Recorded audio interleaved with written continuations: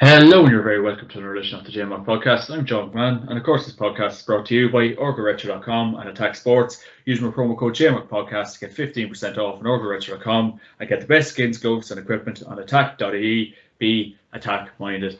And today, I'm joined by former Kerry footballer Shane Enright to touch on his career and the current state of affairs, Kerry's year this year, and everything that went with it, and obviously the latest news in the Kerry camp. So, looking forward to the chat with Shane today. So, Shane, how are you keeping? Hey John, I'm good now. Yourself? Yeah, all good, sir. All good. Thanks for having me on. Yeah, no worries, sir. No worries. There's white smoke in Kerry GAA. Jack O'Connor is coming back for his third stint with the Kerry senior footballer Shane. So he can't get enough of you. Yeah, that's it. It's an interesting one, I suppose. Good call, really. He's been successful in the past. So, like you say, he's had 2 stints. He's got 3 Ireland medals, 1 with Kerry. So, I suppose the backroom team now will be a big thing. Like I think he's got Michal Kirk on board, who's got a good football brain. He's been up with Laois and he's got experience into county level, so he'll bring something new and a bit of freshness. And Dermot Murphy, who was with him when we were there in 11 and 12, he was there with Eamon as well. So he'll be a good man as well. And it depends now, I suppose, who he gets a coach and stuff like that. But look, it looks like a good setup. So hopefully they'll go a couple of steps further next year. Fingers crossed, Shane, from a Kerry GAA point of view. And I suppose, were you surprised with the news last night? Obviously, Jack getting his 3rd stint at it. Obviously, Peter Keane a couple of weeks ago was put aside. So were you surprised? Like, it's a great addition again to bring someone of Jack's calibre back into the Kerry fold. But were you surprised by the addition, Shane? I wasn't surprised, to be honest. I suppose, like, when you saw Jack leave Kildare, he knew there was an opportunity there.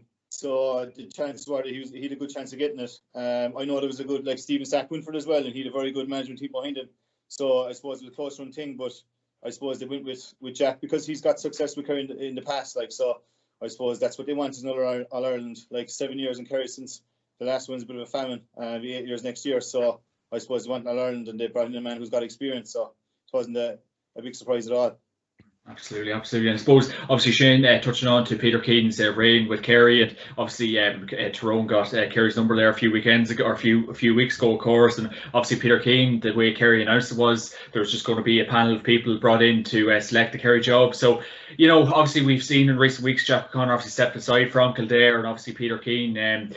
A lot of people were nearly saying it was slightly unfair, maybe the way Kerry GAA treated him. What was your kind of verdict on Peter Keane getting, obviously, I suppose the way they treated the situation, Peter Keane being stepped down by the Kerry management? Yeah, look, I suppose his 3-year term was up, so Joe did invite applicants to apply for the role, I suppose, like anything else. And Peter, I suppose, had to reapply, which might have been a bit unfair, right? But I suppose, look, they wanted to try and freshen things up and see what ideas were out there and what people were bringing to the table. So look, I suppose they kind of went with whatever they thought was best in, just to maybe freshen up a small bit. Like, I think Peter was a small bit. Look, I suppose 2 years he was there with 3. There wasn't a full season with COVID and all that. So maybe if he had got another year or 2, might have been against the best wishes at all. Like, because, like I say, he didn't have full seasons, which wasn't ideal for him in his first full season in 19. We were, I suppose, only a point away from winning All Ireland. Winter replay, and Dublin beat us. So it was a strong Dublin team. So we could have given another chance. But look, that's the way it goes, I suppose. Yeah, 100%. And obviously, Shane, touching on to Kerry's season, obviously they did get the Munster crown back into their record books, and obviously Tyrone had their number a couple of weeks ago. It was a point in the end, and obviously a heartbreak for the Kerry footballers. But you weren't far away. It was an absolute thrilling game. I was at it myself, and everyone was watching on. A ridiculously good semi-final. Went extra time. It had it all. What was the verdict in that game, Shane? And I suppose you really weren't far away, really, when you think about it. Yeah, look, I don't think Kerry played as well as they can. I think we all know that, and they were right there, you know. I suppose a point in the end and went extra time. I think small things cost Kerry in the day. You know, to concede 3 goals and not score a goal. So if you look at outscored Tyrone 22 scores to 17, like, you think you'd win the game, but if you concede 3 goals, that was the problem. And like, if you look at the goal they got in the 23rd minute, we probably should have got a goal in the 21st minute before that. Paul gained his chance where he'd rounded the keeper, and you know, he probably should have started himself, but he saw the man in a better position. Obviously, he was inside the square, so that was a big turning point. So I think we were 2 up at the time, so we were going 5 up instead of a point down. So it's just small things like that. But like, I suppose, like, Tyrone had their work done as well. They got him in behind the ball. Paddy Clifford was having a great year, and Conor Myler marked him very well. You know, just did a man marking job on him and stopped him for the game. Kerry, I suppose, many times just played a small bit into Tyrone's hand where we ran into bodies and got the ball turned over and they come up and kick the score, and that really kind of drove them on. So look, it was a pity, but like I think it just shows that Kerry aren't far away. There's a young team there, and I've no doubt the time will come. Hopefully, it'll be next year. But it was just a pity, I suppose. But you can see Tyrone in the final again. They were more clinical than Mayo, and that's why they got over the line. So they had their work done, and I suppose the watershed for them was below in Killarney, where Kerry put 5 goals past them. We probably changed their season. I think they conceded, I read someplace, 1 goal for the rest of the year after that. It just shows that they did a lot of work defensively and got things right. And I suppose when you have a game like that in the year, it really turns your season. You either kind of drive on from it and perfect the mistakes you made, or could go the other way. So I think for them, obviously, it worked out and it suited them. I suppose it did a tough Ulster campaign. They'd beaten I think it was the last 3 Ulster winners to get to semi-final, whereas Kerry, I suppose, hadn't been as tested as much as you'd be hopeful they would, and just got caught in the hop, I suppose, in the day. Then they were waiting, I suppose, a few weeks for the game as well, which wasn't ideal. But look, that's the way it goes, and Tyrone deserved their win. Touching on to that semi-final, obviously Shane as well, and obviously moments decide games, goals, and everything that went with it. And what maybe in extra time, like I know it was only a 1.50 for Tyrone, Shane, but what do you feel went wrong maybe for Kerry, like in the extra time? Was it just maybe some maybe lack of experience up front? Obviously David Clifford going off had a massive bear in the game, of course. Obviously going off with that injury, and he looked very sore throughout the game. But what went wrong for Kerry maybe in the last final moments of that game, Shane, you feel? I think, like you said, David going off was a big one because he was scoring well, he was playing well.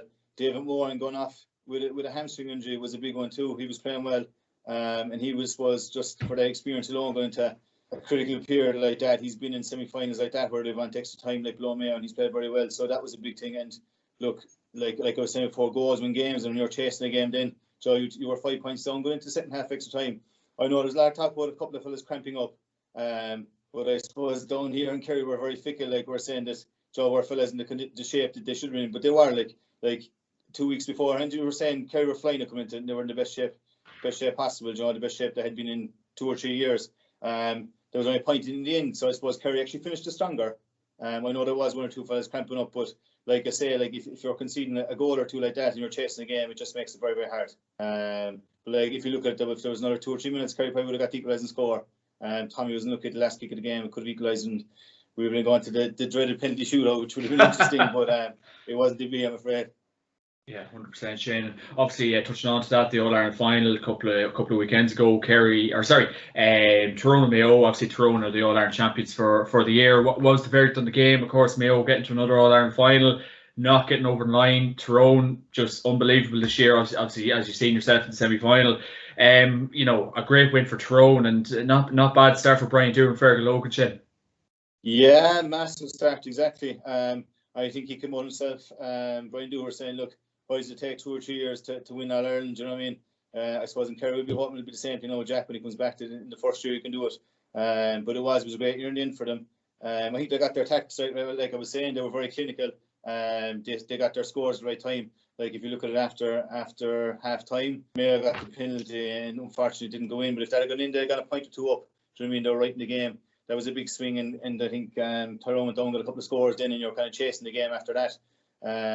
But I think that was the big thing. Like Mayo probably had chances, just didn't take them. Whereas Tyrone, the chances they got, you see Mac Shane coming off the bench and Canavan and these fellas, I think Mac Shane got 1-1, Canavan got a point. Even Mac Shane's goal, it was just a flick, like, do you know what I mean? It's like your penalty, like when it's the net, then it's a big swing, like. So yeah, I think they played very well, and like I think a lot of people were saying, they've got a young team, a young panel, and they'll be around for the next few years. Do you know what I mean? They set the benchmark this year, so I'm interested to see what they kind of do next year now again. Will they drive it on again, and they'll be hard to catch? What's impressed you most about Tyrone, obviously, Shane, because I think they've just perfected every area in the pitch, as everyone keeps saying. The new one they've attacked, the new one to defend. They're just probably the best team in Ireland. Like, I know, obviously, of course, did win the All-Ireland, but they're probably the best team in Ireland by a country mile this year. What impressed you most about them, Shane? Because obviously their bench was hugely impressive. Conor Myler, the likes of Niall Sludden, everything that went with that, Shane. Just a seriously impressive year for them. Yeah, they look, like I said, they had their homework done, I suppose, after. They probably didn't concentrate too much on the league. They probably concentrated on getting right, and you talk about COVID and whatnot. We won't speak too much about that, but They seem to get stronger for it anyway. They seem to get stronger for it. But no, like, I suppose they got that extra few weeks, and they did get fellas who had a few knocks and came back stronger, and they were in great physical condition. Like you said, they had a very strong bench players who changed the game for you, which you need these days, especially when games are going to extra time and the likes. And like I said, they got their tactics right and did their homework done, and yeah, they played very, very well. I suppose they didn't give teams time to settle. They were in your face like the teams at the Naughties, do you know what I mean? They were strong tacklers, they were good runners with the ball, and they got players in positions to kick scores, and they got scores at the right time. But they really got their tactics right, which was very impressive. Mayo, Shane, what do you really say about them now? I think obviously everyone obviously keeps saying that the bridesmaid, never the bride, just can never seem to get over the line. Maybe a lack of performances, real lack of cutting edge in finals, Shane. We've really seen it in recent years. More heartbreak for them and more hard luck stories, Shane. But it boils down to being clinical. You've been part of winning Kerry teams. You know, you have to be clinical in finals. Mayo just can't seem to do that, Shane. Yeah, it's a pity. It would be nice to win one and get the monkey off the back. And like, if you win one, you could win a few others. Do you know what I mean? They have a young panel. I thought this year is probably as good a chance as I've ever had, because a lot of the older players have moved on, so there wasn't the same kind of psychological, I suppose, damage of losing games like that, losing finals. You obviously had a few experienced players there who played well, but like a lot of younger fellas, you would have thought, you know, they wouldn't have remembered losing finals like that, and coming in not playing a Dublin or a Kerry or whatever in a final, they might have had a better chance. But look, it just didn't happen for them on the day. No doubt they'll be back. They've come back over the last number of years, and they've been, I suppose, very, very strong over the last number of years. They've always been thereabouts, but it's all about getting over the line. And I suppose it probably is a mental thing now that they're not getting over the line. The longer it goes on, the harder it is. You know yourself, it's going to take one win, and I suppose it could open everything up. So, like, look, they'll be back next year, and we'll see. But I suppose you've got Kerry still, and Tyrone will be stronger, and Dublin will be back, no doubt. So it's just going to be harder again to get back to the summit again. Do you know what I mean? Definitely will, and it's no mean feat to keep getting back, but no doubt they will get back next year, and we'll wait and see. So, Shane, we're here today, obviously, to talk about your career with Kerry. You got the ball rolling in 2011 and 2011 till 2020. You've 6 Munster titles, 1 All Ireland, 1 National League, and 1 All Star. So, obviously, breaking in 2011, Shane. And I always say to former players, like, but look, this Kerry team, an absolutely elite panel of players, some of the best players we've ever seen really play the game, Shane. So, not a bad setup to get involved with. Yeah, it was a great setup to come into. And we were talking about Jack being back with Kerry. So Jack was the first one bought me in 2011. And I suppose going up here, looking at players like Mark O'Shea, who played in my position, coming in playing with the Gooch, Declan Sullivan, Donny Hayes, the Galvins, these fellas, you know, all great players. So it was brilliant to come into that setup. And I suppose I was lucky enough that the first year I got in, I played a lot of league games that year. I came on against Cork in the first league, and I started a lot of league games after that. Came on in the first championship game against Tipperary, was my debut as a sub, and then started the Munster semi-final, the Munster final. I picked up a hamstring injury in the Munster final that day against Cork. We beat them by a point. I think James Dunn got a point later on. We beat them by 2. So I was struggling to get back for quarter final. Did a lot of work, got back, came on. I think I was about to start the semi-final. Tore the hamstring again a couple of weeks before, so didn't see any game time after that for the rest of the year. But it was great to come into that setup, and I suppose you're coming into a group of winners who were used to winning, that won All Irelands in 6, 7, and 9. We probably let one slip in 2011. You know, it was the start of Dublin's dominance after that. So like that day, I think we went 4 points up. The Gooch kicked the cracker from the wing that day. We went 4 up, and I suppose with 7 minutes to go, we thought we'd see it out from there with the experience that was there. But they got that goal, and I suppose Cluxton was ice cool in the last minute to kick it over the bar. But look, it was great, I suppose, to start out, and you know, with a team like that. And I suppose it took 3 or 4 years then before we got our own Ireland medal, first one. So it was great, yeah. 100%. And obviously, breaking on to 2011, and you were referencing the 2011 All Ireland final against Dublin, Shane, and obviously like a terrific game of football. And as you were saying, probably the start of the Dublin dominance. But you know, to get to an All Ireland final in your first year with Kerry, Shane, that's seriously good going. And obviously, you referenced the likes of Kieran Donaghy, the Gooch, the O'Sullivans, Tomas O'Shea, the O'Shea brothers, absolutely everything, Shane. So you know, you're only going to improve like as a player playing with them gents. Yeah, of course, exactly. I suppose I played a couple of years minor and 3 years 21, but it's a big step up then. I suppose I was playing college football, but it's a big step up to go into a senior panel, especially with Kerry, where you've one of the strongest panels in Ireland, and I suppose the pace is up, and so it took a few weeks, I suppose, to get into that. But it was great to be testing ourselves against some of the best players. My first year I was playing cornerback, and I was marking the gooch a lot in training, so that was a massive test in there, up against the likes of the gooch. But I suppose that's what brings you on, is marking some great players like that, because we could go into league and then you wouldn't be marking the caliber of player that you'd be marking in training. So it really kind of got you ready for the test you were going to get. But no, it was a brilliant setup to walk into, and so it's something that I really enjoyed and I kind of relished, and testing yourself was massive, like. Yeah, 100%, Shane. Obviously, coming through a very kind of rigorous, obviously, Munster Championship campaign. Obviously, yourselves and Cork, serious battles over the years, obviously, and them kind of early noughties and following on from that. So, what were them battles against Cork over the years, Shane? Because obviously, we've seen in maybe last couple of years they've kind of gone very stale, but like 2011, 12, 13, 14, up until that, nearly, Shane, ferocious battles, and there's no other place you want to be playing them games, Shane. Yeah, definitely. Like, they had a very strong team. Like, they won the All-Ireland in 10. So we played in Clarny in 11. We just got over the line. They had a strong team at the time, do you know what I mean? 12, we lost to them above there. We came through the back door, and we beat Tyrone out then after that, and Clare to get the quarter final, last Donegal. And then I'm trying to think, 13. I can't remember it again, to be honest. 14, I suppose, we played them. They were going to win the league. They actually gave us a bit of hiding below and Tralee in the league. I remember our last league game. And we had to go away then. We knew we had them championship a few weeks later and get ourselves right. And I think we actually beat him double scores just the same day. James, I think he kicked 10 points, I think 8 from play. It started out a great year for him. But I remember Eamon was talking about it afterwards. It was probably the defeat below Tralee that year that kind of made us.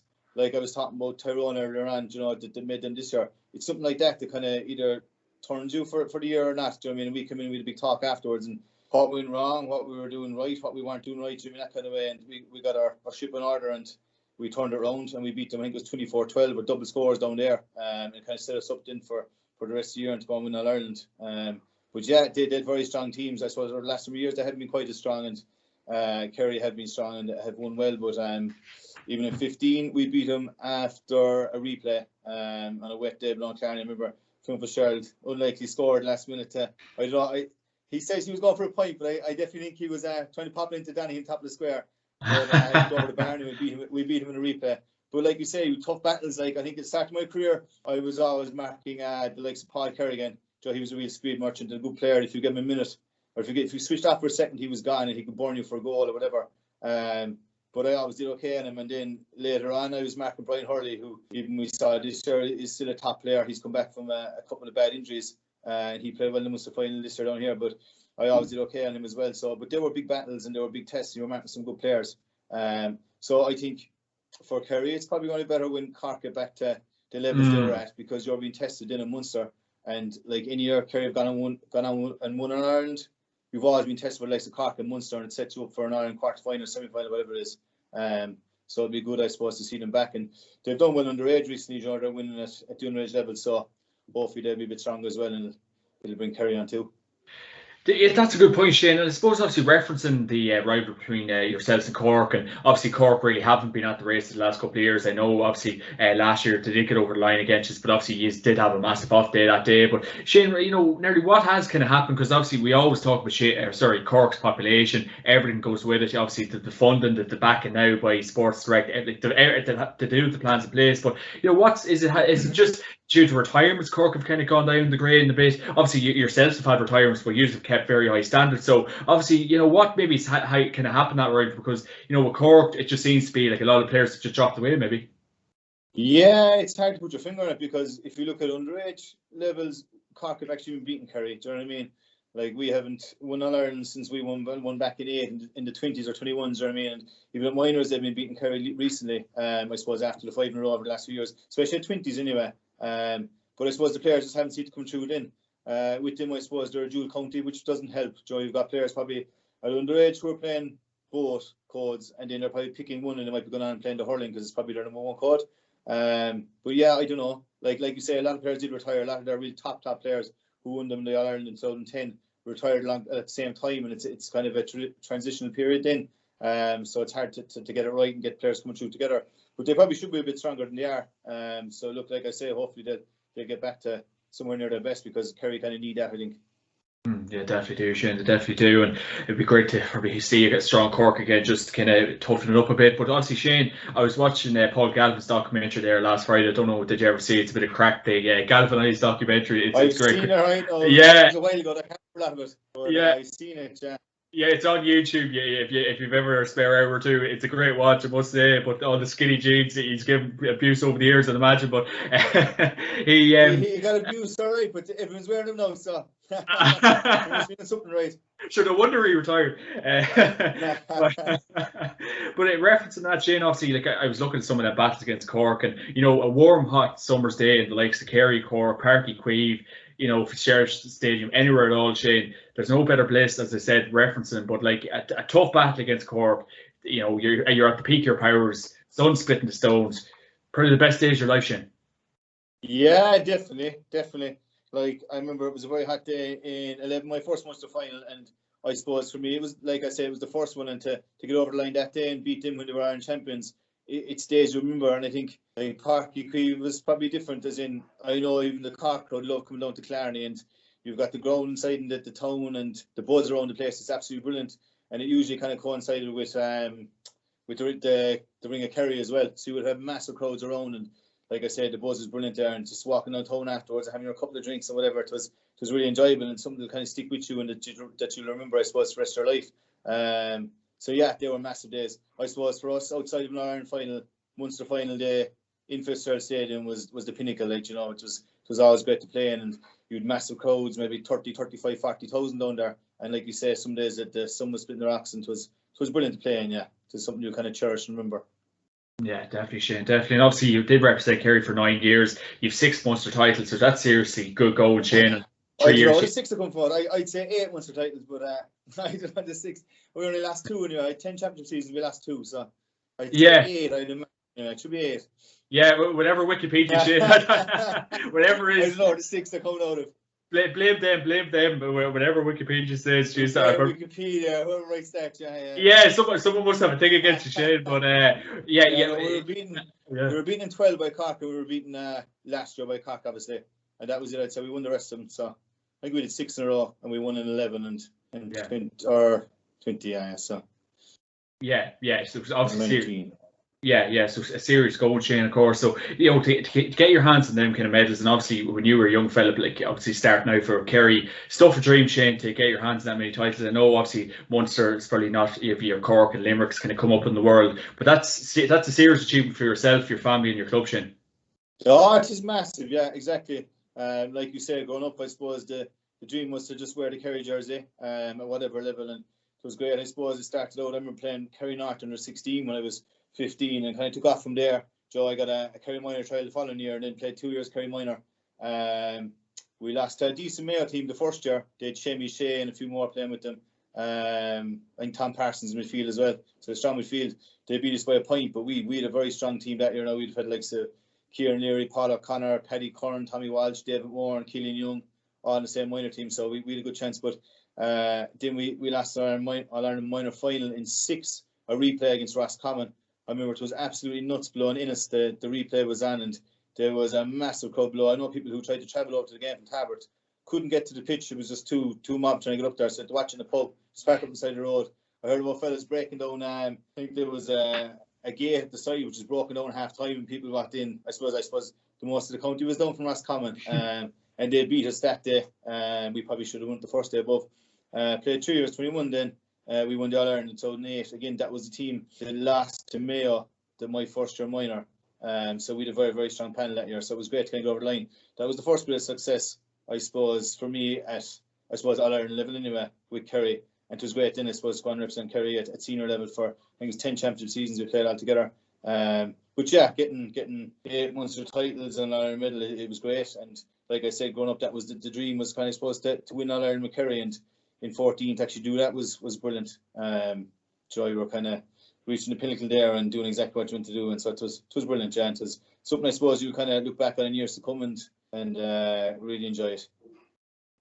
Yeah, 100% Shane. Obviously, kind of start now with the year of Kerry, obviously, when the cold, dark nights, the December, January, November, all that kind of crack Shane. And obviously, the added kind of pressure, as we were referenced at the start with Peter Keane, kind of delivering all our titles. Did you feel when you were obviously representing Kerry, like there was, like, were you putting kind of pressure on yourself? Did you kind of listen to much outside noise? Because we really do know, as Paddy O'Shea did say about the Kerry fans years and years ago, they're a hungry bunch of fans and everything went with it, Shane. So did you feel that kind of added bit of pressure when you were representing the Kerry senior footballers? Yeah, look, I always think that there is pressure when you play with Kerry, because in Kerry, if you don't win All Ireland every year, it's not a good year. Do you know? Once there's no good, or National League is no good, as we've seen in the last few years. The All Ireland is the one, and they want the All Ireland. And I suppose if you're not playing well, or if you're getting beaten in quarterfinals, semi-finals, there's questions asked. But look, I suppose we expect that, and you kind of need a bit of pressure to perform as well. But like I said, I suppose down here in Kerry, they're a bit fickle at times, that Joe, you're kind of only as good as your last game, which is fair enough. Do you know what I mean? But like, I go back to this year, and they were talking about the great shape the lads were in, and then suddenly you lose to Tyrone, and fellas are cramping up a small bit, and they're saying, "Geez, they weren't in good shape at all, just from one game." Do you know what I mean? But if you look at the end of the game, we finished very, very strong. So look, but like you need a bit of pressure. And Kerry, look, we've great fans out here. Do you know what I mean? And they love their football, and when you're winning, it's brilliant. I suppose it's a bit tougher when you're not winning, but that's the way it goes. And I suppose we wouldn't expect anything else. We wouldn't take anything else. Yeah, 100% Shane. And obviously, like, do you feel like that can be healthy at times as well, Shane? Because obviously everyone can be obsessed by football, and it's a great thing to be part of. But do you feel, obviously, when you're stepped aside now in the last year and a bit, or when you did retire, Shane, like, do you feel maybe, like, is that a healthy way of looking at it? You know, the way, like, it's an All Ireland every single year. I know that's a very high standard to be at, but as you were referencing, you have 8 months of titles, you have a National League All Star, so that's great stuff for yourself. But do you feel at times from the Kerry public it's a healthy relationship they can have with football? It is to an extent, I suppose. Do you know what I mean? You're setting out your goals for the year, and like in Kerry, even as players, to win the All Ireland, that's it. Do you know what I mean? We don't look at Munster Championship. Like, you take it one step at a time, and that'll get you to a Munster Championship. But I suppose the ultimate goal at the end of the year is to win All Ireland. And like, you'll have fellas coming back next year who are a bit older, and they'll be thinking about it, but they'll be going back to win All Ireland, and that'll be it. Do you know what I mean? Like, it's it is the pinnacle, and it's what we want, and it's what we kind of strive to do every year.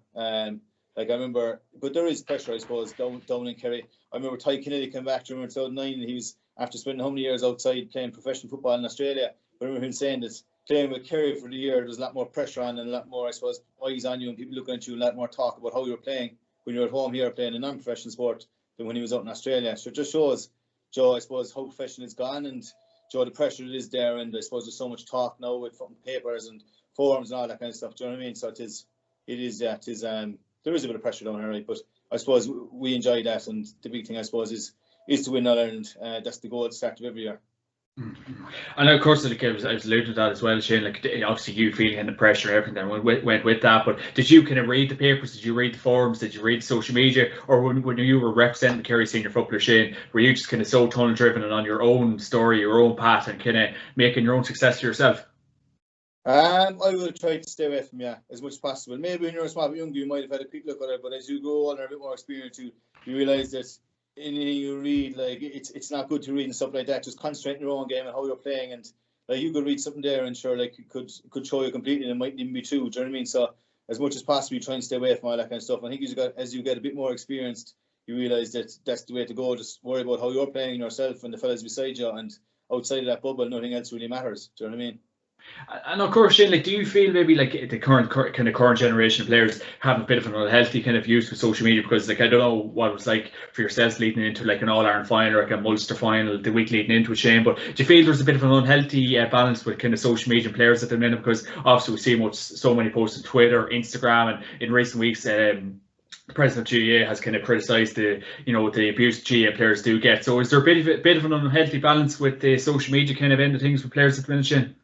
Do you mean in relation to people on social media talking about players, or the players themselves on social media? Well, I suppose both, Shane. Yeah. Well, I think there probably is, like, as in, a lot of this criticism is coming from people who are, do you know what I mean, on the fence behind different names and stuff like that, if they're going on forums and talking and all that kind of stuff, which is very unhealthy and it's very unfair on players. Do you know what I mean? Grant come out and say it, but like, if for fellas to be reading that, then they should try and get away from it.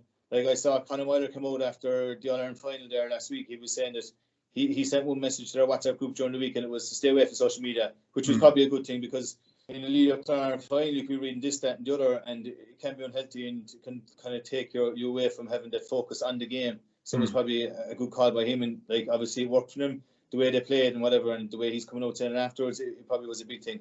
So look, I think it's up to fellas themselves, and like I know a lot of teams now will have management onto them, and they'll have someone talking to them about how to deal with social media and how to talk to the public, or even if you're doing interviews or all that kind of stuff. Do you know what I mean? So like there is obviously there's more social media that you can be listening to and reading and all that kind of stuff than there was back in the day, but you've got more, I suppose, people around you who tell you how to deal with it and kind of get away from all that, and I suppose play your own kind of game and get away from that. Yeah.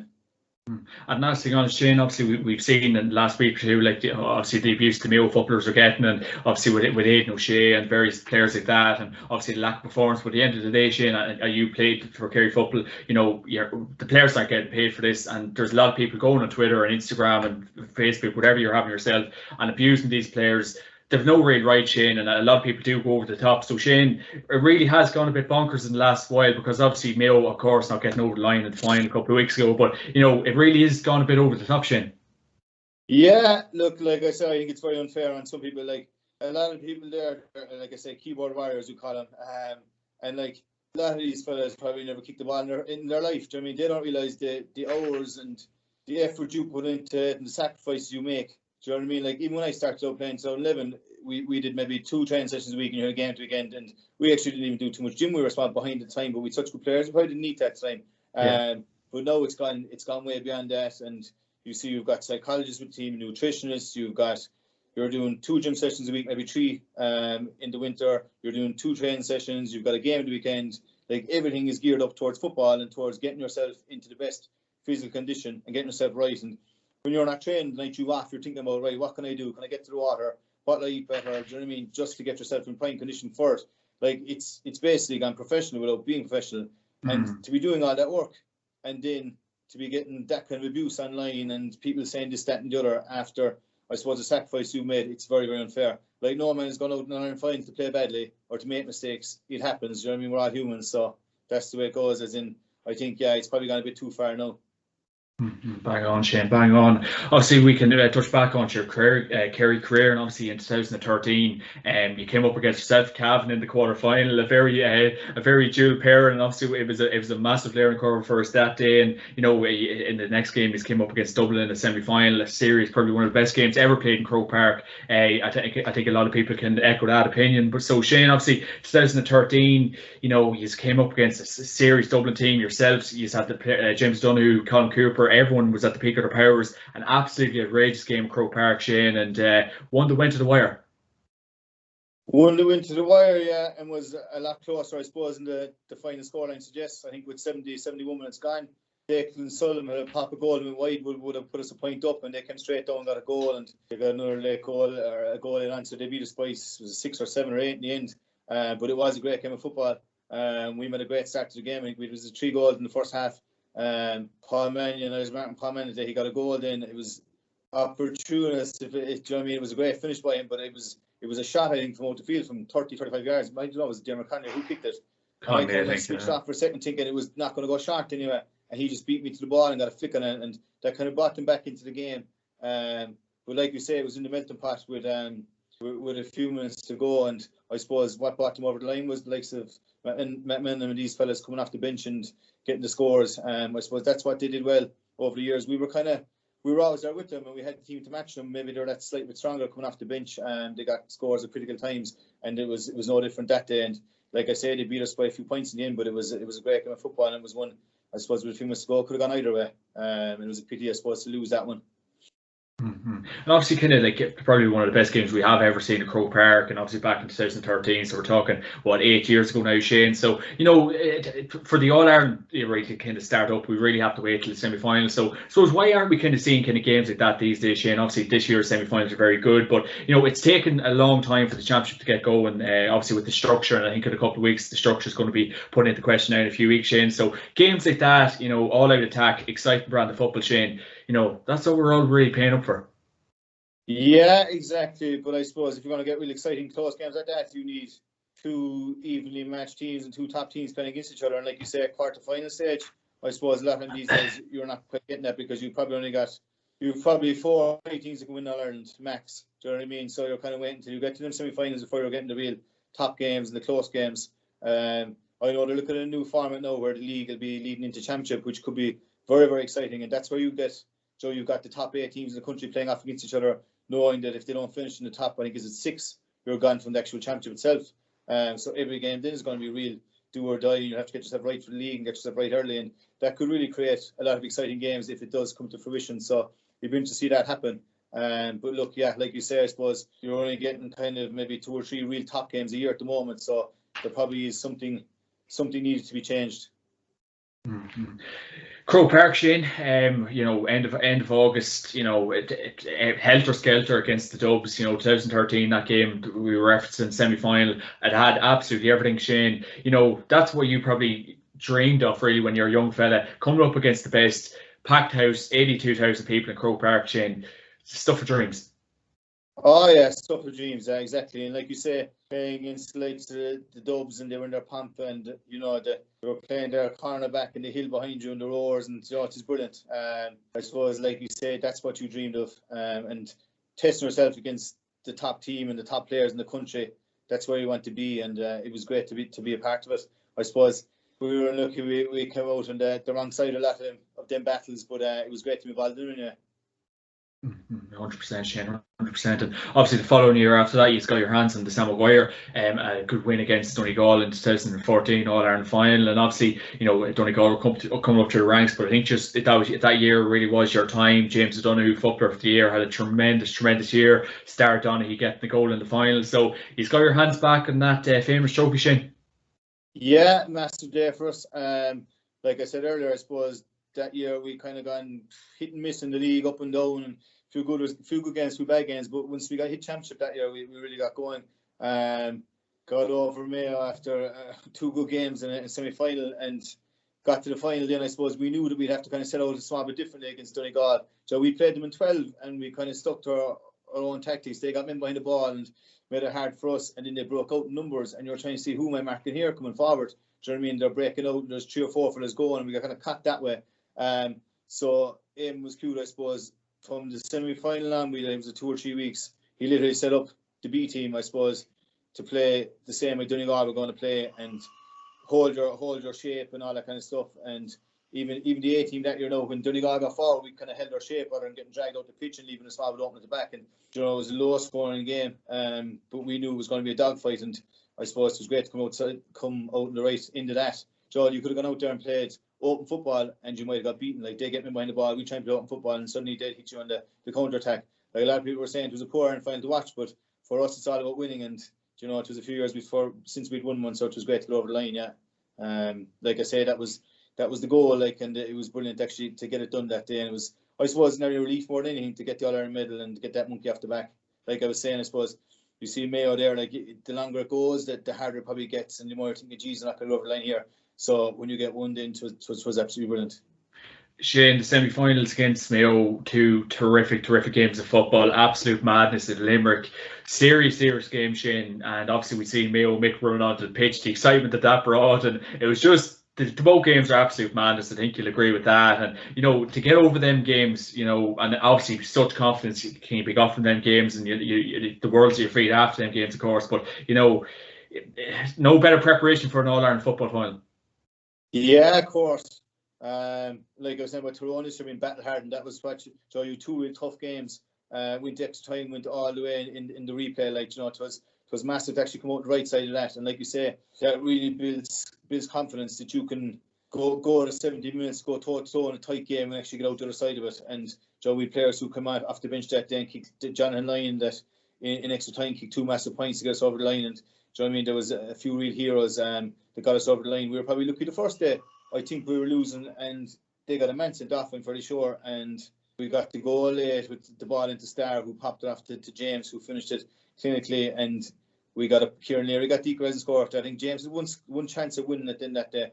Didn't go over the bar, but no, it was great to go down to Limerick, and that'll go down as one of the great games as well. And for us, it was, I suppose, like I was saying, like beating Cork in the league, or sorry, losing Cork in the league and then beating them in the Munster final was a massive part of that season. But I suppose getting over Mayo after two real good games kind of really set you up for the final. And I know Donegal had a massive win against Dublin, which was, I suppose, a big surprise. So they went into the game as favourites into the final, but it kind of suited us to come in then as underdogs, and we had our work done, and it was great to get over the line. 100%, and obviously getting your hands on the trophy in 2014, Shane, a great feeling for yourself and everyone involved. But you know, as you were saying, near misses obviously in the final in 2011, the semi-final against Dublin in 2013. You're knocking on the door. You finally got over the line in 2014, Shane. So it was obviously a great feeling, because obviously if you were thereabouts, and obviously Kerry in the early noughties were dominating things, yourself and Tyrone. But you know, to finally win one in 2014, Shane, a serious feeling. Yeah, serious feeling. Yeah, brilliant. Yeah, like I say, like it was absolutely brilliant. It was nearly relief more than anything, just that you done it. Like to be not worse than playing Kerry for 10 years and not getting your hands on an Iron medal. Do you know what I mean? So at least we had it then, and it was done, and no one could ever take that away from you. So it was brilliant, and we enjoyed ourselves for the few days after. So yeah, it was brilliant. 100%. And obviously, Shane, we've seen James O'Donoghue with a serious year that year, and obviously I think he's been blighted with injury in the last couple of years, unfortunately. And you know, he was a miracle talent, 2014 Player of the Year, and everything went with that. Last couple of years, injury really has plagued him. I suppose James O'Donoghue, the last couple of years, Shane, it's just been very unfortunate for him, I suppose. Yeah, he's had top player, like, and you know, I had the hard job with Mac and a few players like him in Kerry, and I marked James on occasions, the Gooch, David Clifford, the last couple of years, and he was right up there with the best of the best. You know what I mean? 13, he was brilliant. He won Ulster. 14, obviously Player of the Year, but just never really, I suppose, like you say, a lot of injuries after that. Has been plagued for the last 5 or 6 years, and so I think that was probably the reason he wanted to try and go back and play with the club football this year, halfway through the year, because like he'd come into the season, he'd be absolutely flying it, and then he'd just do something, maybe pull a muscle or do whatever. He'd had problems with his shoulders, so he's been very unlucky. Because I've no doubt, like, he would have gone down as one of the real top players in Ireland, I mean Kerry, ever if he'd got that run, I suppose, without any injuries. So it's tough on him, and like, you know yourself, going back, if you're going to train, right, you got your body right, you're doing the hard work, next to suddenly breaks down, you get back, it breaks down. It's just very hard mentally more than anything. So I suppose it was time for him to probably take a step away from it. But like, I suppose I'm thankful to him anyway, because without him we'd have no All-Ireland medal in 14, because he was absolutely brilliant. So yeah, it's just a pity. Look, he's still only 31. You never know, he might have another crack at it if he can come back fit next year. I suppose for all the players now, like I was saying, the way the game is gone, you're doing so much gym work and you're training so hard, and the intensity of it all. If you're breaking down like that, it's tough. Like, it is tough on the body. So yeah, look, we'll wait and see. But he had a great career with Kerry. Yeah. Interesting to kind of hear your perspective on that as well, Shane, obviously with the gym work and everything, the training, the hours that goes into that, and obviously like the James O'Donoghue is probably a perfect example of that, maybe kind of training so hard and then his body breaking down. So do you feel maybe the demands of GAA players at the minute, that can sometimes be the reason for injury, Shane? Because obviously we do see it's a full-time job with no pay, you know, you 5-6 days a week realistically, Shane. So some of the injuries the players do get, do you feel that can sometimes be the training demands? It probably is, I suppose. Look, you will talk to players there, and there's only a few times during the season that you actually feel 100% perfect, where you're fresh and fit, and like a lot of training sessions there, especially the hard slog when you're going back in December and January and February. The body's tired, and you're going in and you're doing hard training sessions, and you're back into the gym the following day. And like, I suppose the S&C now is tailored that it's probably for injury prevention throughout the season, that you're getting the body right, and you're, do you know what I mean, you're working the muscles, and it's probably not the heavy lifting. It's probably done in the off season, like, but like you say, it is still it's still a big load on players compared to what it was 10 or 12 years ago. So like, I know for some teams now, they'll modify the load for all the players, but you still have to get in the yards, and it's all GPS systems, and are you covering enough each week, and all that's monitored now. So it's gone very professional. So if you're not covering the load, then, you know what I mean, it's a bit tougher. But for a lot of older fellas and fellas who are picking up injuries, that's why you're going to pick them up, because your body is tired, I suppose. 100%, Shane. And obviously, yeah, you were part of the thing for so long. We've seen the last couple of years the GPS has been brought in, and the stats, figures, and everything went with that, Shane. So I suppose the question I can ask you, did you enjoy all that? Can you the figures and the stats and everything went with that, or when you did kind of finish up and I was reading an article, I think it was your injuries are kind of creeping up on you, and that's why you did finish up. But did you enjoy the kind of the commitment of all that? And I suppose the GPS figures, like, was it a bit mind numbing at times? To be honest, I didn't worry too much about it. Like, as in, you'd be all stuck up in the wall there, and you could look at what fellas covered and this, that, and the other. We'd nap on the phone, you could check it out. But look, if you're playing well and in training, you're training hard and whatever, you're not too bothered about that. I leave that up to the management, and they could worry about that. And like, I suppose if you're not covering enough ground, if you're not getting in your tackles or whatever it is, then they come to you. But like you say, if you're worrying about all that kind of stuff, then you're not going to be playing as good a football. Like, if you're out there playing well and whatever, I don't think that'll take care of itself. Like, a lot of that was kind of, we had Jess McGahan, he's brilliant, S&C, like he'd all that covered, and if you would cover too much in a week, he'd be on to you, right, we're pulling you from a small bit here, but if you would extra glue in, you have to do the extra. So like, they had it all down to a T that you were covering so much in a week, and that was it, and he had it, that he'd build it up so the body wouldn't break down. But look, obviously that's work for everyone, but he was very good, he does, and it's gone very professional now, and they've all the science behind that, but it just shows where it's all gone. Do you know what I mean? Like, we're probably getting all that work done that your professional teams, your soccer teams, or whatever, over in England will be doing the same kind of stuff. Even though you're not professional, you're still. I suppose the thing is, we're all working 9 to 5 jobs, and then you're trying to get up to training, and you're a bit tired, and that's why you're kind of breaking down as well. Like, you could have all that work done to cover certain loads and whatever, but like, the coach doesn't know like what you were doing throughout the day, whether you're small more tired, whether you were up the country working the day before. Do you know what I mean? That all buys into it too, and that's probably why players are breaking down as well.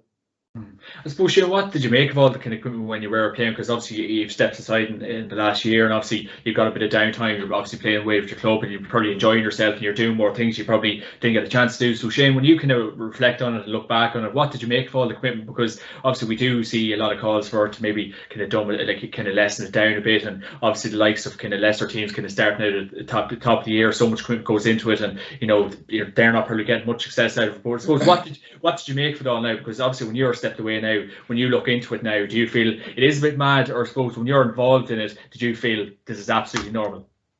When you're involved with it, you're inside that bubble, and I suppose, like I said, everything's geared around football, and I enjoyed it. Like you say, when you step away from it, you realise that, look, life's not all about football either. There's other commitments, but like, you're only there for so long, and I was looking up to there for 10 years with Kerry, but that's it. It's done now. Do you know what I mean? It's time to move on with your life. So it was great to be part of it for that length of time. Like you say there, I suppose, at least in Kerry, our goal every year was to win All Ireland, and you know that you were putting in the work to try and do that, and we knew, like, you might be successful and win the Munster title or a National League or whatever it was. You're playing at the top level, but there's no doubt there's teams up in Division 3, Division 4, and they're putting in the exact same work we are. Yeah. Otherwise, they're falling behind, and they're not probably getting as much out of it.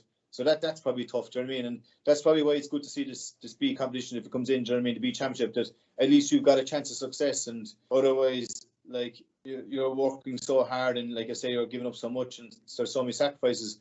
If you're not getting the rewards out of it, are you going to do it? And that's probably why a lot of the weaker countries, I suppose, are that bit weaker, because players aren't going to commit to it. Then they'll go off and they'll have their J1s, and they'll have their crack, and they'll say, right, like, why am I giving up, I suppose, the whole lot of my 20s or whatever, and I'm not getting too much out of it. So I suppose, yeah, but look, I enjoyed it, and but I think you have to have a certain mentality for it too. Like, people buy into it or they don't. Like, no doubt, even Kerry probably had great players who could have made it, but probably weren't of that mindset, didn't want to put in that much effort, and that's fair enough too. Like, football isn't for everyone, isn't to be all and end all. 100%, Shane. And obviously the years after 2014, obviously, and as we referenced, start Dublin's dominance, but it really did kick in after that. And obviously you had some great battles with them, and the years after that, I suppose, Shane, and obviously as you keep referencing, an All Ireland or nothing really for Kerry in the last couple of years. So kind of like Dublin's dominance, and we all have to applaud it. It has been phenomenal over the years. But when you did kind of get very close in the last couple of years, obviously the replay in 2019 and everything went with that, Shane. It's like, is it disappointment? Does it kind of keep driving you on year after year? Or obviously Dublin's dominance the last few years. So obviously, what was it like to kind of compete with that when you were in that bubble? Yeah, it was tough, I suppose. But geez, after 2014, it doesn't seem like that long ago. The years actually flew. Do you know what I mean? Yeah. Like your career was over. like in 15, we in our final, we were going well coming into it. I think we put, was it 7 goals past Kildare in the quarter final that year, and we got over Tyrone in the semi final. And if you told me on our final morning that we only conceded 12 points that day as a defence, you'd say you're definitely going to be lifting the Sam Maguire. But I suppose the conditions just totally turned that day for the minor final. It was perfect. Next was suddenly you had a deluge of rain, and Crow Park is different than any other pitch. If you got a deluge of rain like that, you're slipping and sliding up there, whatever is with the surface. And it wasn't probably great kind of football to watch, but the conditions were, and even watching on TV, you probably didn't even notice it, but it was very bad up there. And the final score was 12-9. And so I think we had a chance there. Killian Young, I think he just, probably the conditions again, he probably was looking at the goal, and we had a goal chance, and he just dropped the ball in front of the goal, which is a pity. And they came down, I think they got the final scored in, and Brogan kicked the point to go 3 up. But look, it was another tight game, and they got over the line. 16 was probably on a par with 13 then when we played Dublin that day. It was a brilliant game of football, and we were a bit unlucky that day. We were a point down, I think, with about a minute to go.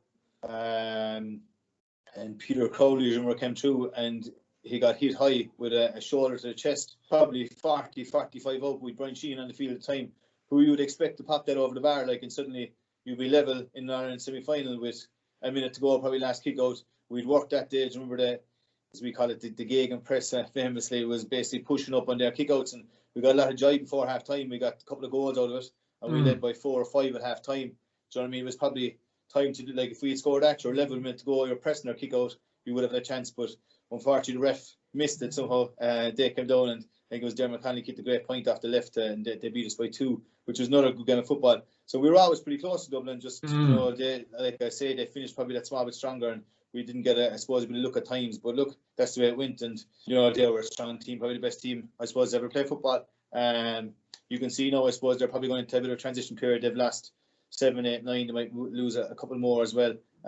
So every team has your real strong period, and it'll come again, I suppose. And I've no doubt in Kerry, like, I play with a lot of lads inside there now, a lot of young fellas come through the minor teams.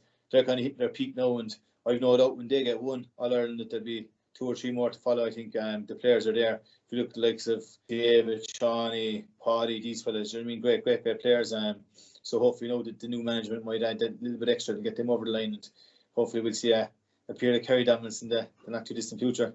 100%, Shane, and obviously you've tagged on an All-Star, and obviously that's the pinnacle for any player. Obviously, an All-Ireland and an All-Star, it's no mean feat. It's a great achievement for yourself, your club, your family, everything went with that, Shane. So obviously thoroughly deserved for the year that you did have, tagging on an All-Star. A proud day for yourself. Yeah, proud day, right. I actually wasn't even around for the All-Star do above in Dublin. I planned to go traveling with a buddy of mine. We went over to South America for a couple of months, so I was only gone 2 or 3 weeks, and then my brother went up and accepted the award. We said nothing about it beforehand, because they might change their mind or whatever when I wasn't there. But no, it was brilliant, I suppose. Like, that was above and beyond. Like I was saying, your goal growing up was to wear the jersey and to win All-Ireland medal, and to win an All-Star was absolutely brilliant. But I suppose it would have been great if we'd won the All-Ireland as well that year. It would have been a nice achievement to win an All-Ireland and an All-Star in the same year. But no, it was absolutely brilliant. Like, I had a good year that year. Like Darren McCurry, you see, he was flying this year. He'll probably win an All-Star himself. I marked him in the semi-final against Tyrone. I always thought he was a top player, and I did well that day. And I was marking Bernard Brogan, who had a couple of good battles with 15 and 16, and I did quite well in him that day. He kicked the point in the final. So yeah, it was brilliant. And like I say, when I got home to South America, then the Swanky Bar in Tarver did a bit of a duo, and Marty Morrissey came down and presented me my All-Star. So we had a bit of crack out of it. So yeah, it was brilliant. Jeez, not a bad way to have a bit of crack in with Marty coming down, Shane. That's great stuff. That's great stuff. Jeez, it's not a bad way to celebrate it. And obviously, tagging on an All-Star, and obviously, as we referenced at the start, Shane, as a young fella kind of breaking onto the Kerry fold, and, you know, when you're a young fella kind of dreaming of playing for Kerry, like, to tag on all you did, Shane, like, you know, it's no mean feat. No, exactly. Look, it would be nice to play a bit more towards the end of my career. 17, I had a poor year. I was actually flying. I probably was the first half of the year was probably the best year I was having. Munster final, kicked a couple of scores in semi-final, final. Maybe too confident. Went into semi-final then against Mayo, and Andy Moore absolutely hosed me in both games. Oh, he was absolutely flying at that year. I couldn't get near him. Because going into the game, I thought he's a fella now who he can kick and whatever, but I didn't get the pace to do me. But geez, he was a step ahead of me everywhere. But I suppose it showed afterwards. People were saying that I was probably a bit off it, but he was totally on it. The Ireland final that year, he kicked 3 points after 20 minutes off. I think it was Mick Fitzsimons who won last that year, so he was clearly flying. I think he set up the goal as well. And then the following year, 18, I was back and I was going well in the league. Unfortunately, probably the only serious injury I got in my career. We were in training on Corns. I just turned quick, and ankle went from under me. Just literally turned it over both sides. So knew it was bad enough. I went in and got a scan, and I'd ruptured the ligaments in the ankle, so tore off the bone. I had a syndesmosis, it's called, a high ankle sprain. So it was bad enough. Now it was fairly black and blue for a few weeks. So got back kind of training, but in a bit of pain towards the end of the championship, and didn't tog out. No, we got beaten by Galway, and then we drew obviously above Monaghan. We won the last game. I was back training by that. I was hoping that I might get back in if we had made it through to the semi-final, but unfortunately the game didn't go way above in Galway, so we were knocked out. So I didn't play any championship in 18, which was a pity. And then Peter came in 19, and for like all my career I played, I suppose, a cornerback, and I thought that was my position. Peter decided that I was going to be wing back for him or nothing else, so it was a big change. You know what I mean? I suppose as you get older, you probably think you're going the other way, that you wouldn't be out the field, as you wouldn't be a spit or whatever.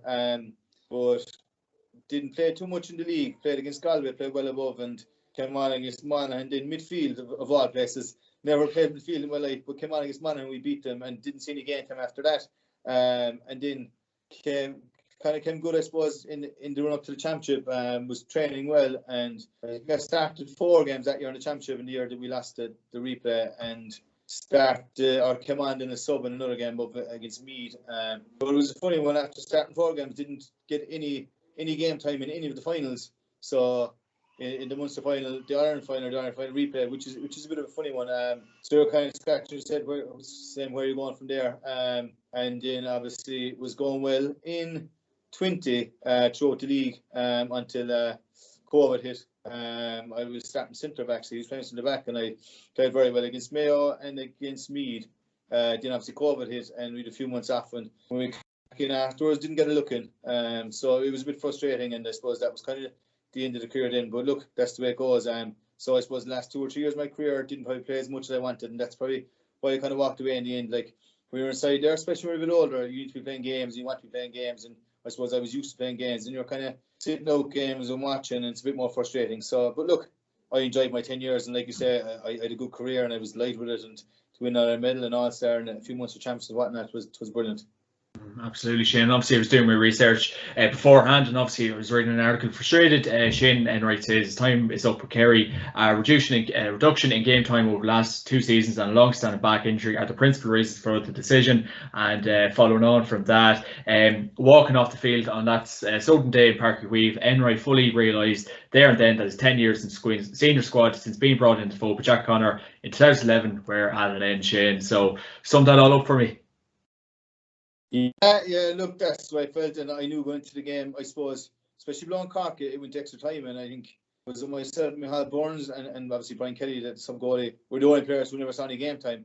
And like I said, from starting to the back in all the league games, I missed the Tyrone game, right, which we lost up there because I was a bit of a knock, and playing quite well, and still thought, like, obviously I worked very, very hard during lockdown. I was out doing a lot of running with David Clifford and Paddy Clifford and whatnot, and trying to keep myself in good shape. And I suppose we were playing in the junior, which would be kind of like the old novice championship down here, and I wasn't playing as high a level in that as a club championship to other players. But I suppose there's nothing I could do about that. But like when I went back in training, it was like I was suddenly out in the loop. Joe wasn't really given a chance, even playing the position that I was playing in. He actually moved me for the first time into the full back line. Mark, and I think we played a couple of years speaking as Matt and David Clifford, which is no easy task, like, but like it was just a bit frustrating. I was kind of thinking, I was asking him all along, saying, look, I'm a full back line player, but he said, no, for me, you're halfback.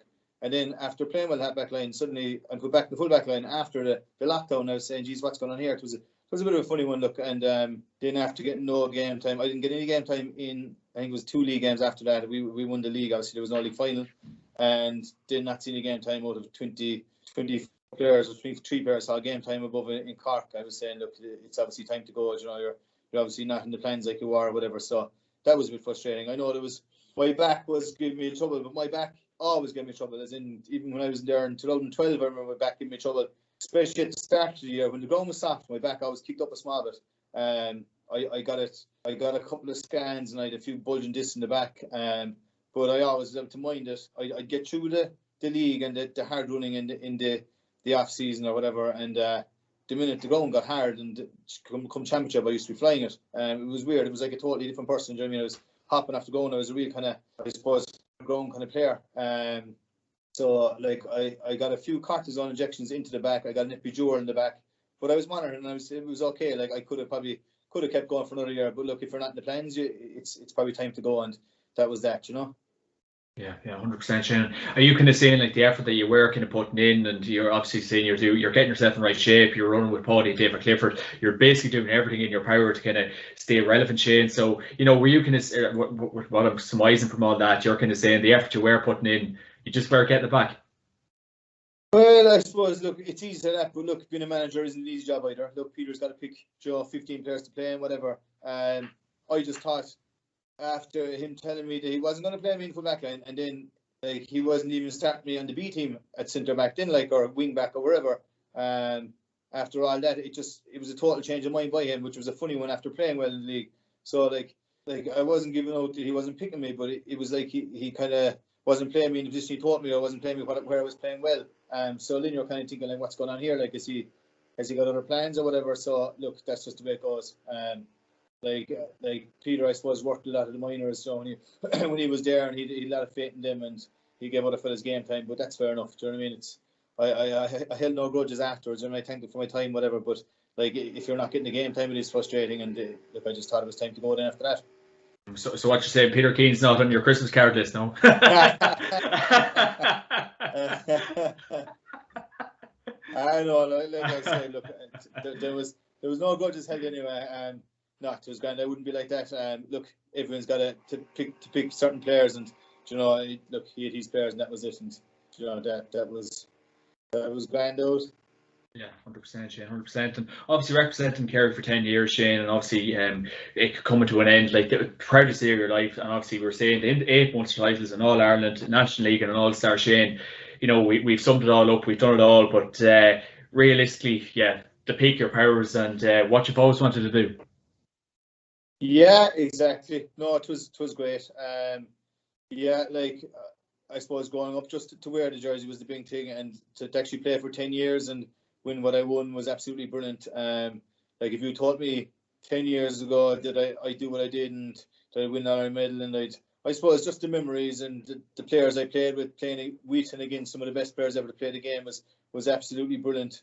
You know, I got to travel, I suppose, some of the world with Kerry as well. We went on in 14, we went over to South Africa, a brilliant trip. The following year after losing Ireland, we went to Miami and Orlando. Went on an all-star trip to Dubai. We went over to New York a couple of times. We went to Thailand after we lost in 2019. So we made great friends and great memories, and John was absolutely brilliant. And like I say, it's something that I'll cherish, I suppose. I go on later on in life, you look back and say, geez, it was brilliant to do it. 100%, Shane. And obviously your club, Tarbert and Kerry there, obviously, you know, it's where it starts and where it finishes, Shane. So what does your club mean to you? Yeah, love the club. I suppose it was a bit frustrating, I suppose, over the last 10 years that you couldn't actually give as much time to the club as you wanted. They're the ones that brought you up and played from under 10 up, and you know, had great coaches in Tarbert. I suppose they were the player that made you the player you are, and you wouldn't get spotted if you weren't with Tarbert. So it was great. I suppose I'm back this year now, and we played 4 or 5 games in the county league, and we're in the middle of the club championship now, and it's great to be able to throw my lot in with Tarbert. So I'm living in Tralee at the moment, and I'm out training a couple nights a week, and we have a championship game now tomorrow again against Nottingham. I think it's do or die for us. If we lose, we're gone. But if we win, we won our first game, we drew our second game. But by score difference, we probably have to win tomorrow. So we're looking forward to that. It's great to be, I suppose, in the middle of the championship with Tarbert and giving that a little bit back now. And it's interesting you said as well, Shane. Obviously, when you are with the county, you know, it's completely, you know, you are that's it. Like everything else just kind of takes a second or third kind of hold. So obviously, you were saying being disappointed, not giving as much as you wanted to your club, Shane. You know, it's a bit kind of maybe frustrating for a lot of lads because they do love the club, but like they obviously want to be on the county as well, Shane. So over the years, you know, it's great to be obviously kind of your full hog now with the club, but you know, over the years, you obviously would have liked to kind of split your time a bit more. Yeah, look, I think, like you're saying, the split season is going to be good, I suppose, that you can really put everything into the club. Like, we used to go back maybe for a month in April when the club championship, but like, we still used to train with Kerry maybe on Tuesday night, and you might get one night training with the club where it's going to be a light training session, which you can't really work on too much, and then your game. So basically, it was game, and if you lost a couple of them games, that was it kind of for the year with the club, and you'd be waiting for an Atak.ie championship at the end of the year in poor, wet and windy conditions, and it's kind of hard to play football in them. So, like, I think fellas probably from a club point of view or a separate point of view will enjoy the split season. But the only thing is, I suppose, I know Peter Keane came out saying last year, it probably means that fellas are going all year round. Do you know what I mean? You're starting JMac in January, you'll be hopefully not finishing till late July, and then you're into a club season. Down here, you've a club championship like which is on at the moment. I think there was talks of playing the county championship in the middle of it and then finishing the club. No, I think it's going to be the opposite way. They're going to finish the club. Then you'll have your county championship. So with us, we've been to a district, which is very hard to actually, I suppose, come together because you're still playing with the club, and it's very hard for us to train as a team. We have 7 or 8 different clubs, and then you've got your district championship at the end of that. So we'll have North Kerry, there's South Kerry, East Kerry, all them championships. So like they'll be looking to be finished by December then, and then suddenly back into Kerry again. So it's tough, and like we were talking about earlier, your tired bodies and whatever. Then suddenly you're finished your club season, you're going straight back into the county. You're running hard, and it's the real hard time of the year, and that's when you pick up knocks and stuff like that. So they will enjoy it, but it is going to be tough. Do you know what I mean? It's going to be a real long season as well. But I suppose the one positive thing is with the club, I suppose you can miss a train here or there, or if you're feeling tired, you can take one off or whatever. Well, at a certain level anyway. Whereas with intercounty, you probably can't do that. So it won't be quite as tough, but like it is going to be, I suppose, tough on the body. And suppose Shane, like, how good is it to kind of when you do kind of finish up with Kerry, and like a lot of former players that have kind of said to me, how good of a feeling is it to kind of throw your lot in with the club when you do finish up with Kerry? Because obviously the lads are delighted to see you back. You're happy to be kind of giving your lot, and the management team could definitely be doing with you. Yeah, definitely. No, it's great, I suppose. Like, there's still a few of the fellas, a lot of them retired now, but from my age. But there's still a few lads that I played with underage playing senior football with Tarbert. We have a lot of young fellas coming through, and it is great to play with them. And I suppose, look, they're the next generation. There's fellas coming through, and they'll be, I suppose, the backbone team years to come. But it's great to be able to pass on that bit of experience, that bit of knowledge, and just go through different things that we kind of did and work on. Like, I know in Tarbert, we've probably been spot behind. We're working on stuff now, like kick-out strategies and this kind of stuff that we never kind of would have been doing, and just stuff that you can bring to it, I suppose, you've done yourself with Kerry throughout the years. So that's brilliant, Jack, to give that small bit back. I hear Junior B's good crack as well, Shane. So have you dabbled in that yet? Have you dabbled in that yet? I will retire, but I'm in practice. Brilliant stuff, Shane. Well, your last few, Shane, it's been great stuff, and I suppose this is obviously a nice, easy one, and people hate when I ask this question, but it always has to be asked. But who would be the best player you played with and against over the years? Best player played with, I'm going to say, I'd probably go Gooch, David Clifford, and James Dunn, probably, just because I marked them and I saw up close how good they were. The likes of the Gooch, the only thing you could do is try and stop and get the ball, because if you got the ball in hand, you weren't getting it off him, and he'd do it with a dummy or whatever, he'd make a fool of you. Whereas I marked David Flynn a good few times in training, I suppose, in 19 and 20, and like he had the skills, but he had pace and power too. If he got on ball, like, it was very hard to win it out in front of him as well. But he'd be brilliant to turn and go one way and gone with pace and power, and brilliant kicker and very accurate as well. And then James, for the couple of years he was in his pump, like, he was brilliant. He really he'd get a ball, he'd turn it, and he'd size you up, and he'd be gone past you. But obviously, like, it's very hard to pick it and Kerry who the best player you play with, because obviously in my own position then you had Mark O'Shea, who was absolutely brilliant cornerback, Tomas out in the wing. You had the Donny, he's the Galvin, so they were all brilliant players. Declan Sullivan's these fellas, So it was great to play with them. Against, I marked some probably the top forwards over the last 10 years. Conor McManus was always a tough one to mark. Like, you could play against Conor and you could do well for 60 minutes, and next minute you could kick 2 or 3 points from out in the wing. You were saying, Jesus Christ, so you'd let him kick them. Do you know what I mean? I marked who else though? I suppose Bernard Brogan in 15 and 16. I marked Paul Mannion, Kieran Kilkenny in a couple of league games. Probably Andy Moore was probably the toughest in though, as in just on. I marked him a couple of times in the league after, and did well and did grand, but only, I suppose, championship was the big one. And just like I said, that day in 17, he just seemed to be absolutely flying. Like, his movement was so good. He was so cute and he was strong. Like, I was saying, he was fouling me off the ball, but the umpire wasn't giving it. But he was cute. He'd give you a nudge and he'd be gone. Do you know what I mean? That's what good footballers do. So they'd be kind of the guys that really, I suppose, that they were tough to mark. Really good players. 100%, Shane. And obviously, what does the future hold now for you? Obviously, you're finished up with the Kerry senior footballers. Would you be looking into a bit of coaching, a bit of managing, or?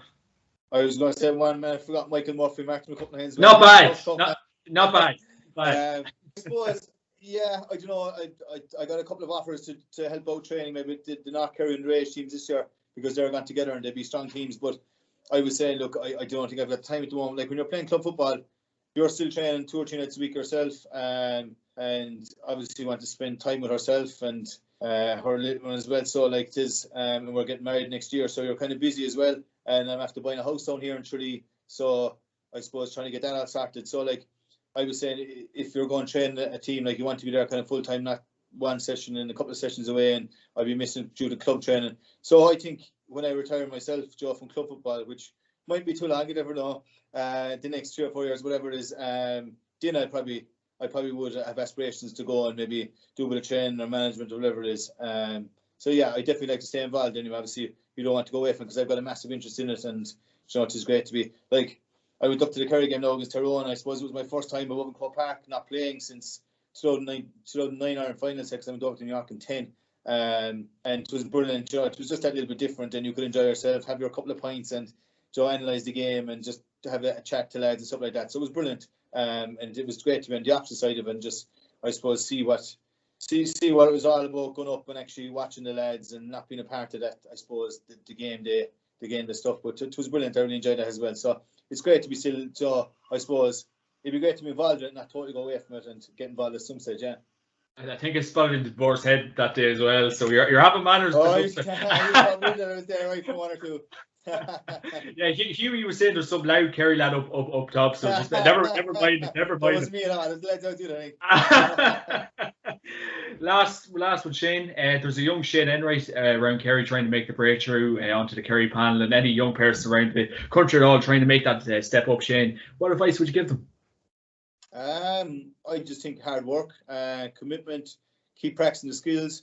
Like we've 3 or 4 or 5 lads doing the 15s in Tabard now. They're strong this year. I think they won every game so far this year. They won Division 3, I think, County League there last week. And when their parents wanted me just come to have a chat with them, and they're after they're in with the North Kerry team, or the Kerry North, which would be half a Kerry, do you know what I mean? Which would be a step above your district teams. Like, so like I was kind of saying, what I'd be saying to them is that's kind of where I started out on the 16 level, and if you could impress at that level, you get a chance after that. And Joe, they'll be looking at minors in the following year, and that's kind of where it takes off.